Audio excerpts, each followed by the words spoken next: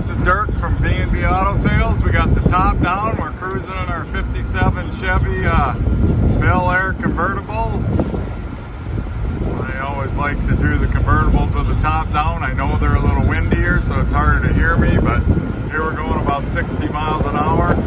Tranny just cruises right along. The power glides are good for that.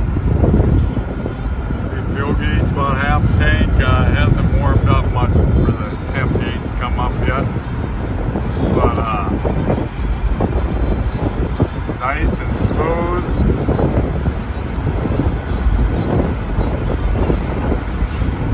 Got nice power being 265 punched out to 283 with POWERPACK heads, so it works well.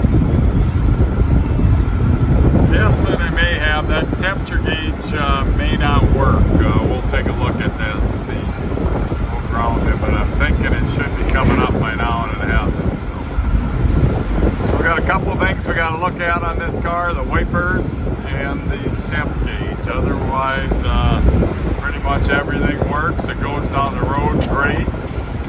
It's had power front disc brakes added to it, so we'll show you how the brakes work here in a minute when I get up to the next corner. This is a nice looking and nice driving car.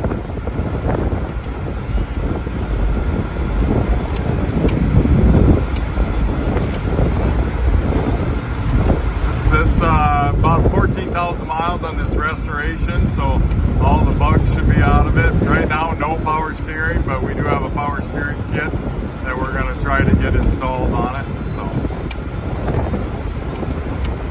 got any questions? You can call me at 605-695-7391. Yeah, it's nice to have disc power brakes because they stop really good.